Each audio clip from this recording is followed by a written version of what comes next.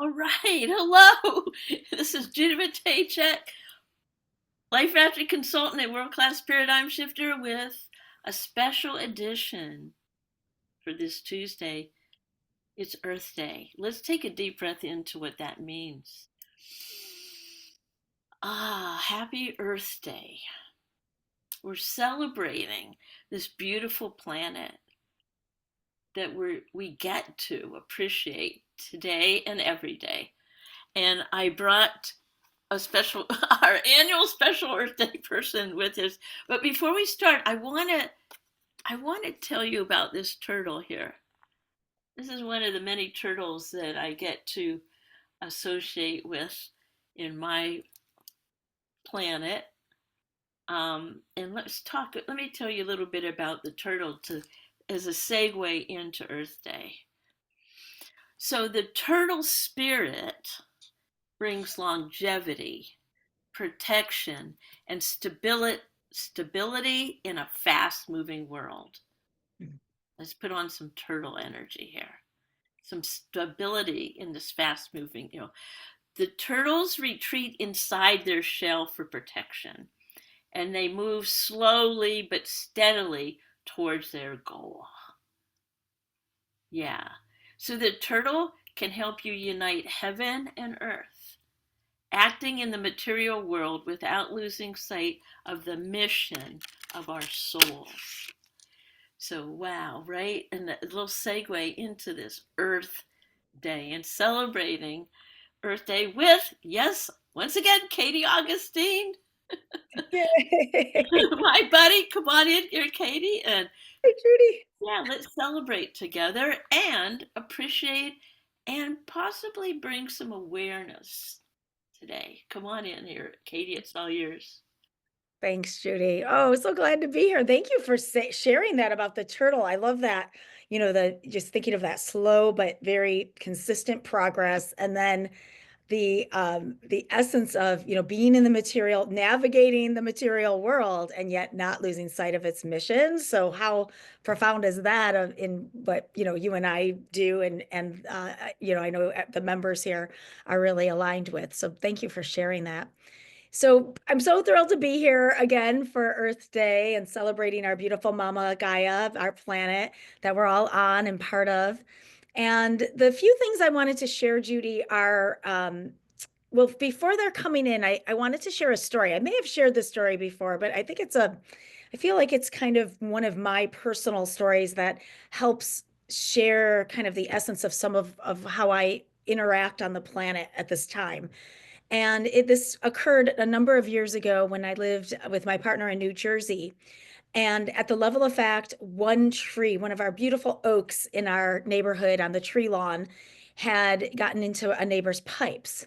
And so they called the city, and the city ended up saying, we're going to remove all three of these beautiful trees that are on this tree line. And these were these great old oaks. And one of them, the one right outside our kind of condo, had a squirrel that it was like his home. Like we knew this squirrel, right? He was always running up and down and squawking at us in a great way. And so I heard about this and I tried to change it. I made some calls, I did what I could on my part.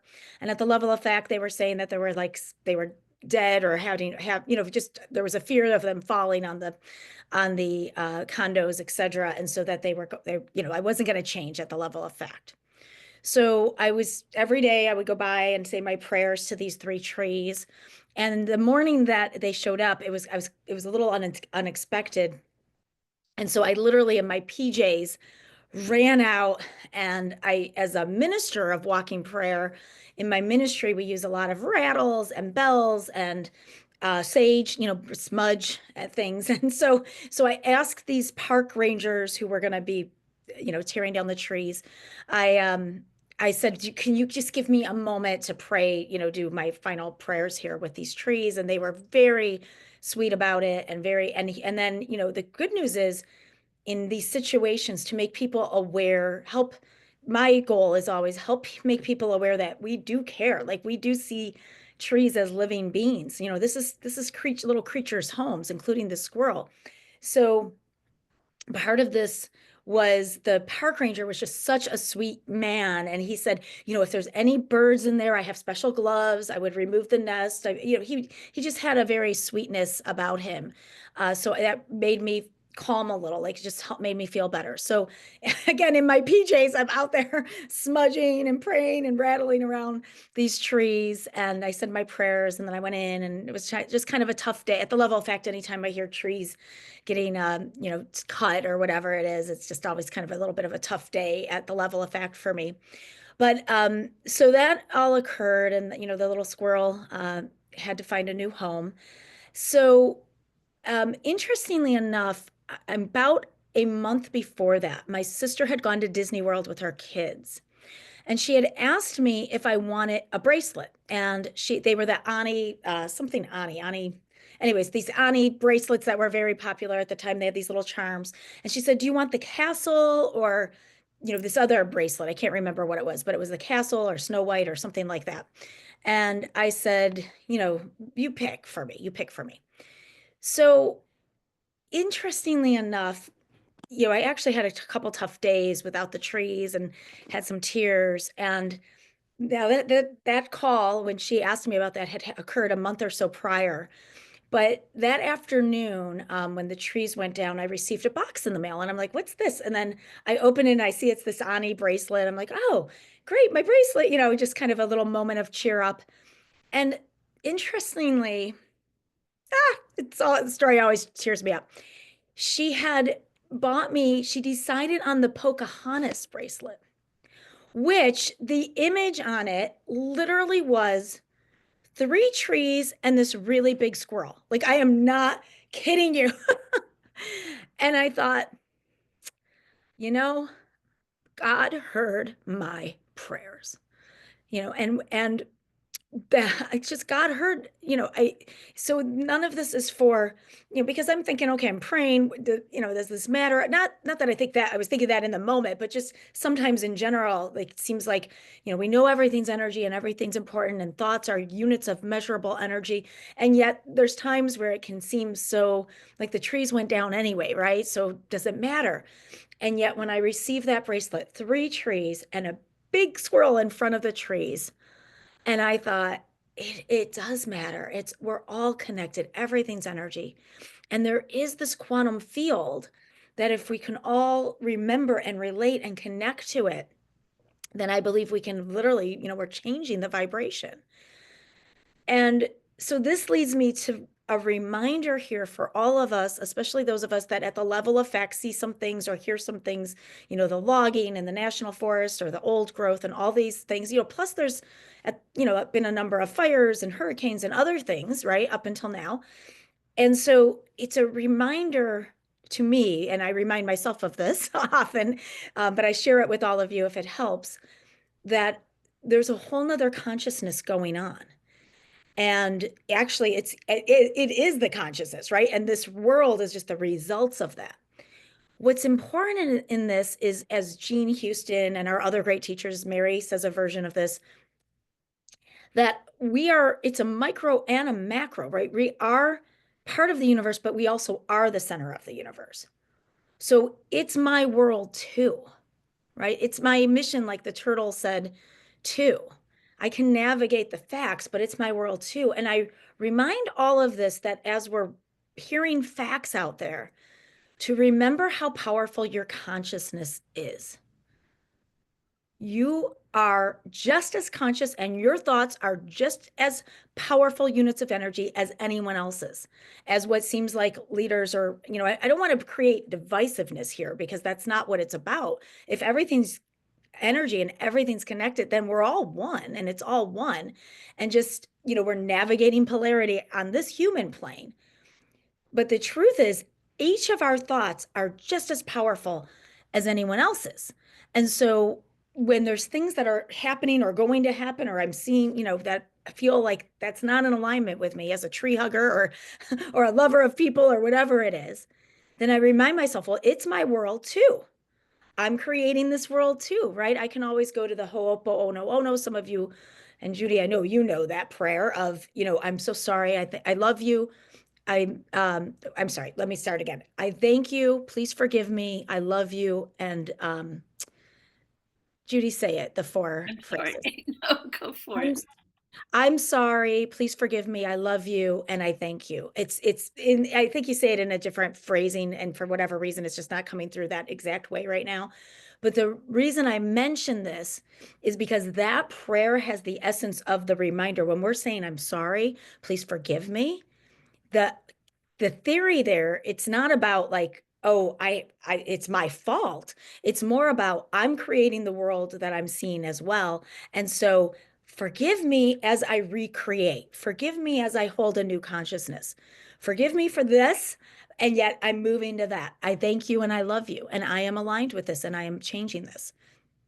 And so I invite all of us in these very sacred moments, in this, what many of us on the planet at this moment see as an evolutionary birthing moment. In many countries around the world, it can feel, many of us, I know your members, many of us are in the US, but I know you have international members all around.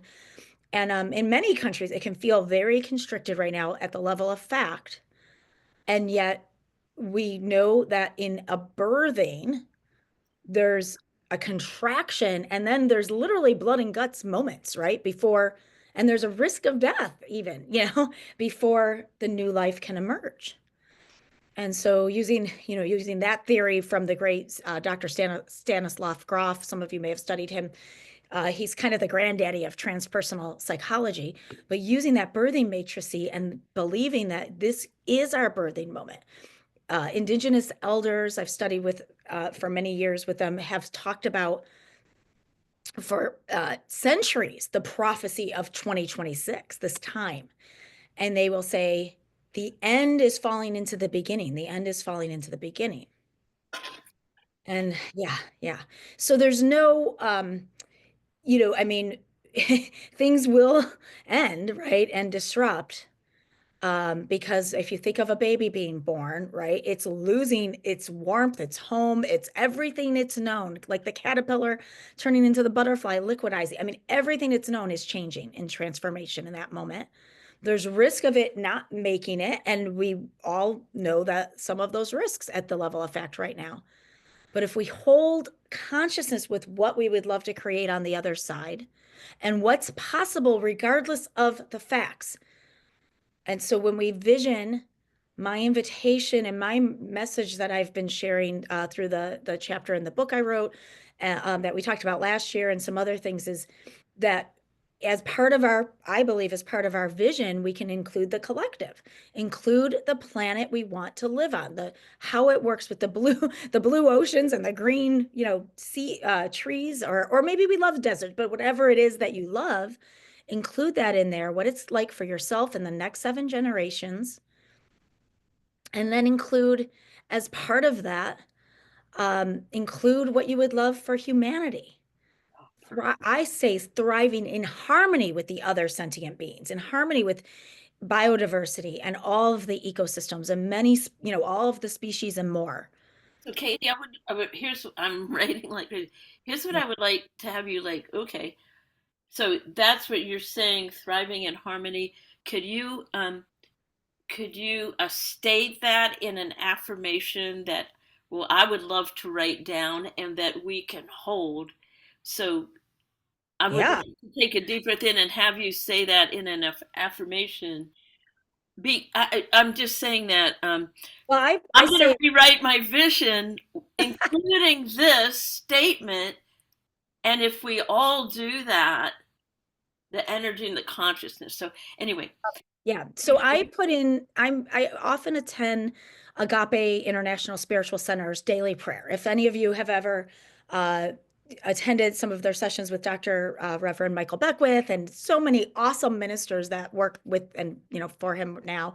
And so they have, since COVID, they've had a daily prayer that I attended, I mean, for probably the first 4 years, almost daily, right? It's every day until other than Sunday with church. And now I still attend 2 or 3 times a week. And literally every time I'm there, I put in this is just one of my few prayers that I'll put in. And so it goes like this, and you can change it into an affirmation as you want, but let me just say it the way I put it in. I say prayers with the planet, her creatures, and her ecosystems. Holding harmony, wait, holding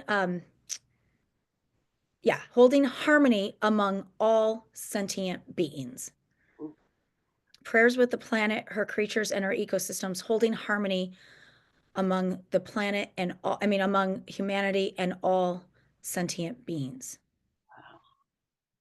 And you can nuance that and say, I am so happy and grateful now for the planet, her creatures, and her ecosystems, knowing that we are in harmony. The humanity is thriving and in harmony with all sentient beings. It's a version of a I am statement around it. Yeah. I love it. Judy's going like this if you can't see her. Bam! Well, when it's like boom. Yeah. I just want to interject something that went just a real quick story that you would really love, Katie. Yes, yes, There's like please. an area by here that they were tearing, plowing down under the trees, the whole thing. And I just refused to go near that. And Yeah. and all these old buildings and stuff. And then I just refused, right? And with resentment, with fear, with anger, right? Good energy to put out there. And then I just refused. And I forgot about that whole area until one day my friend said, I'm sitting inside the new Cedar Park Library, which is right in the middle of it. And I drove down there. They had preserved all the giant oaks, and the library is all eco-friendly, Oh, everything about it. The children's library is so beautiful out in nature. But here's what I wanted to tell you. Inside the library, from floor to ceiling, there are these planks that are the trees they cut down. oh, I knew you were going to say that. Oh, Judy. Yes, and on it is the legacy of the trees they cut down for the libraries and the books of the next generations. And I just like, are you kidding me? So anyway, that's where now I drive down there, and that's my new office is in the middle of the giant oaks, and also the fact that those trees, perhaps at one they, I don't want to, I'm not really sure how to say this, but they. And I don't want to say sacrifice, law of sacrifice, the good for the greater, but they are in that library still, preserved as a wall in reminder of Absolutely. the generations that come, which is total Yeah. what we're talking about here. So I So just Judy, want to can throw I that in. I Yeah. want to add to that the last part that you just said about they sacrificed for and now they're part of something new and possibly greater that I've studied over the last few years with a tree whisperer. And so this man is like so connected to trees, and and people call him if their tree, they have a special tree that's, dying or something looks wrong, and he will go and talk to it, and literally usually they revive. And I was asking him on a call, a Q&A, about, in places where they're tearing them down, what I could do. And because as I think know this, Judy, but many of you, you may or may not know this, but so trees are all connected underground by their roots. There's generally a mother tree or one or two mother trees that are like kind of the grounding, of the trees in a forest or in an area. And they connect with each other and they talk with each other. I mean, they're friends, like when they're tearing trees down near me, I'll pray to the trees that are remaining. After Hurricane Helene, I just walked and talked to all the trees that were down, but also to all their friends remaining up, because I know that they're grieving in some way the loss of their friends, but just holding the energy with them. And so with this wonderful man, I asked him at one point, I said, is there something I could do? Like the trees were getting mulched or whatever taken down, but is there energetically, what can I do? And he said, energetically invite them to if you have land, or invite them to your house, your land, and tell them they can replant energetically on your property, that they're maybe not welcome where they were and they were taken out, but they are welcome on your property. So by the way, my property has probably millions of trees on it at this point, because every time I see a tree going down, and in Greenville, there's a lot of development. So I'm inviting them all to come be on my house. But I love that. I think, Judy, it just emphasizes this idea that um, so everything's energy. And if we really are coming from this quantum field, that even the mulch that they're created into or anything is giving it, energy is never created nor destroyed, right? It's just changing phase. And so we can hold it that way, and knowing that these trees are giving, they're giving of their lives in this way for another way. And at the same time, holding the vision of what we would love. And if we don't want to see more trees go down, then we hold, a vision of them staying up and thriving in the old forests and the old oaks. And then from that energy, what steps can I take to serve this, right? And if it's an email or a protest or a call or what, not a protest, I'd say a march, march for something. But if it's a step to take to serve that, we do that as well. When I've had situations where I've called city council members, I've called the police when I haven't known what's going on. I mean, um, I just want you all to know that if you feel like you're being too much, you're not. Like, if they've dealt with me, just know that they've dealt with this like crazy, sometimes crying lady being like, "What are they doing? Can you stop it?" So, but I figure it helps whatever we're doing, and sometimes taking a stand in whatever that looks like. It helps in helping other people see that things are important, that these are living creatures and they're important and they're significant, and we don't all just take that for granted. And so, yeah. So anyway, Judy, I love that your library is there and it's so sacred. And, I just imagine you walking around those walls, rubbing those trees, giving them, sharing your good energy with them. That's really beautiful. Okay, so were you going to tell us about perhaps some ideas? Yeah.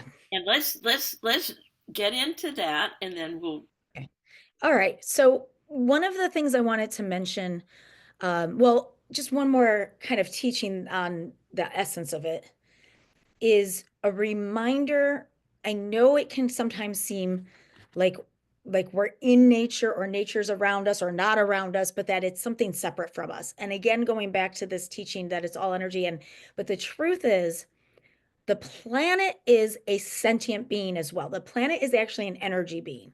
So we want to remember that. And now I think, as with the James Webb telescope and stuff, we're starting to see like, wow, it's such an important part of like an entire, even bigger than we ever imagined, cosmos. And yet our planet is an energetic entity, a sacred energetic entity and part of that. And so um, the part I wanted to share is, it's not like there's nature and there's us humans. We are nature. Like, if according to the planet, we're just one of the other creatures on this planet, right?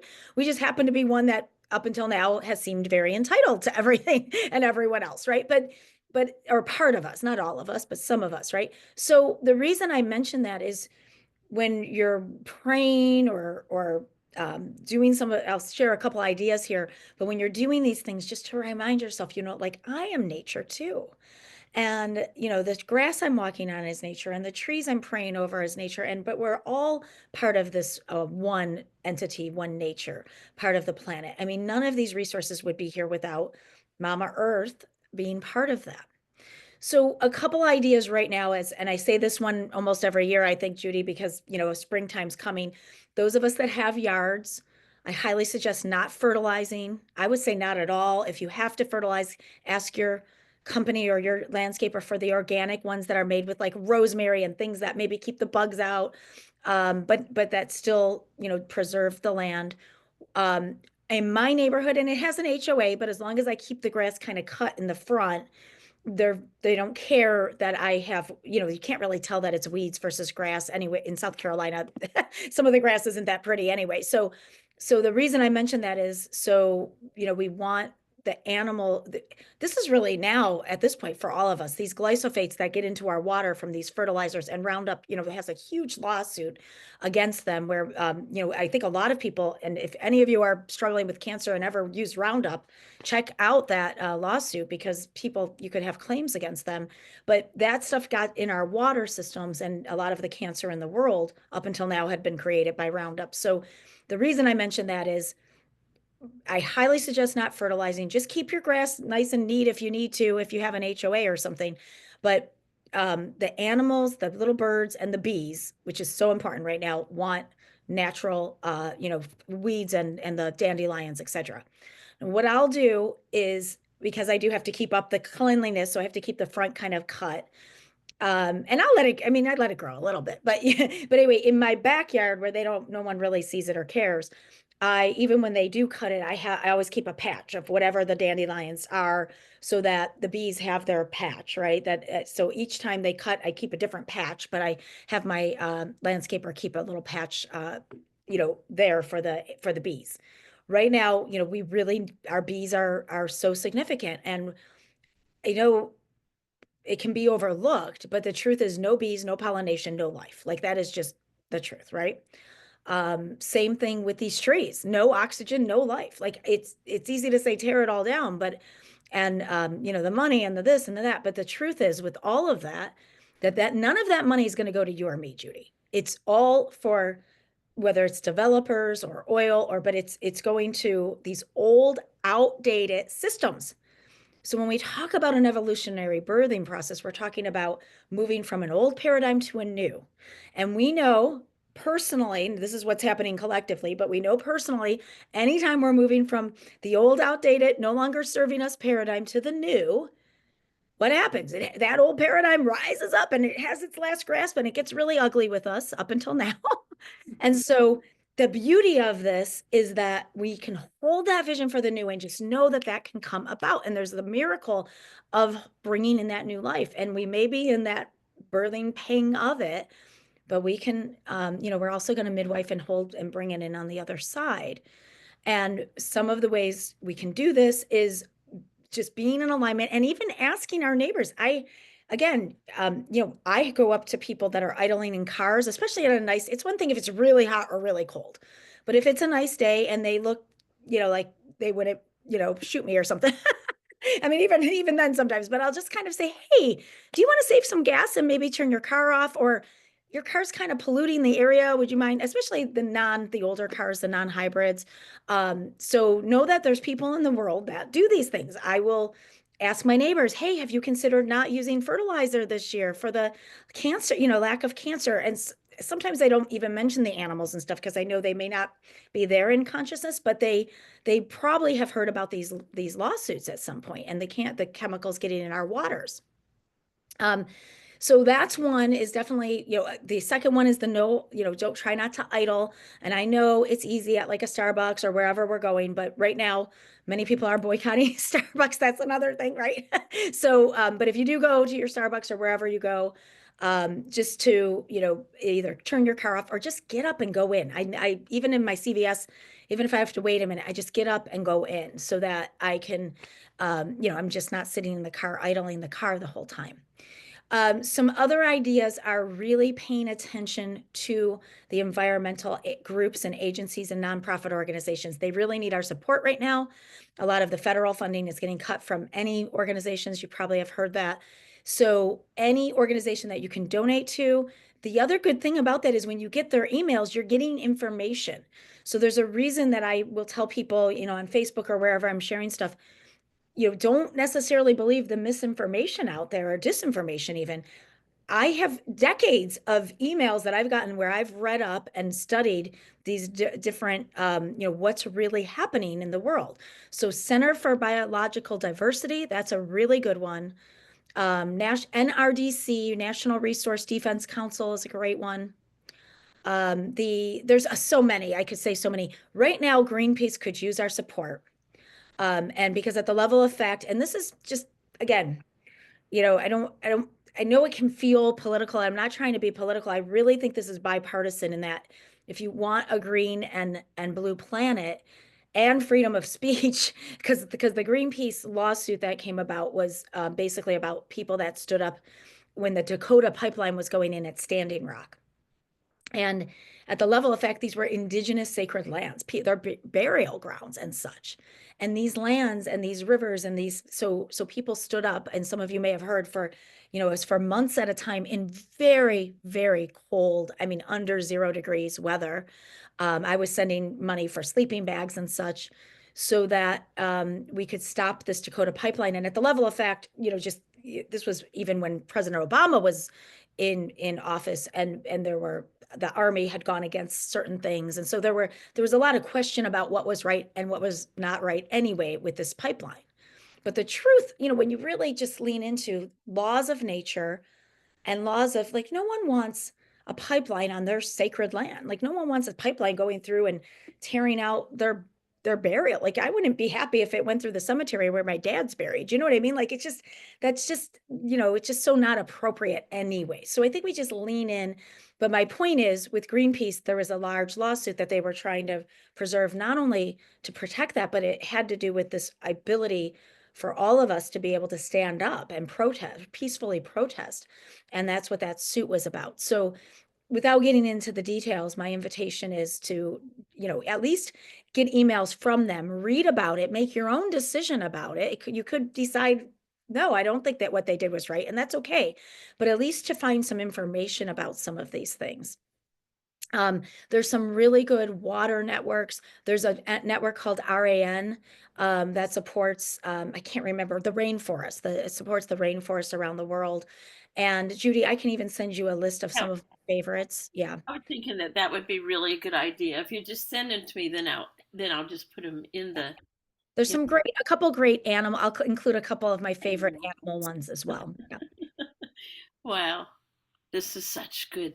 I'm so grateful for you, Katie, and that you reminded me that it was Earth Day. Hmm. And it's just like we started out with the turtle. It's like the fast moves. Oh yeah, oh yeah.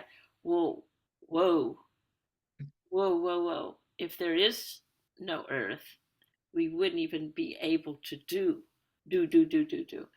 So, Oh, I love that, Judy. That's a great reminder. Like, yeah, the turtle. there's none of us. If there's no planet, there's none of us, right? yeah. Yeah. Yeah. Mm. And I kind of want to be around for, yeah, quite a bit longer. So I didn't totally enjoy turtles and trees. So let's take a deep breath in here. And I know that we've, talked about so much. And I just, yeah, I wanted to ask you, Katie, if, okay, so we're everyone, so I love asking this question. So we're driving down the highway, in Cleveland or Greenville, in Austin, which is like, and Yeah. there's billboards. So got billboards that are shouting all kinds of messages at us. What would you have on a billboard, with your picture or with the trees or your kitties or whatever? What is a message you would love to put on some billboards and get out there that Mm. will people who are not not on YouTube or not watching this, let's just imagine that that's on the billboard. What would it say? I love that, Judy. And just as so you all know, Judy mentioned she might ask me this, but she didn't give me any time to prep. So I never do. I'm just letting you know I'm going to ask you, but no, but I, You're up there, baby. I know you're out there. So with that said, as we've been talking, and the piece about the evolutionary birthing came in. So I I would love it to say, during this evolutionary birthing moment, what are you midwifing in? What are you midwifing in? Because there's going to be something on the other side of this, and I believe it's going to be beautiful and green and blue and light, right? And I would just invite all of us to think about, what is my work on the world, my purpose to midwife in to this whole next phase of, as the indigenous say, the end falls into the beginning. And so there's a new beginning here. What are we willing to midwife in and then hold up and, raise up and bring into the world? Oh, I love it. Okay, let's do that right now. Getting our energy Love it. around this beautiful planet, right? And we're all giving and receiving. There you go. Wow. Thank you so much, Katie. It's such a pleasure. Anytime we talk, to remind me Mm. of what's really important. Yeah. Oh, Judy, thank you so much too. I love you so much. You're such a light, a bright light, bringing so many awesome messages. Just every single person that's on your program or listening and watching. I just love your members so much. I'm always so thrilled to see all the new members. And yeah, if anyone has any questions, feel free to let me know. But mostly, Judy, I'll get you a list of a few of these organizations that at least we can, you know, just do what we want with them, but at least possibly learn more and be educated about what's happening on our planet at this time. There Yeah. you go. Okay, you guys go out and kiss the earth that you're walking on. Well, Amen.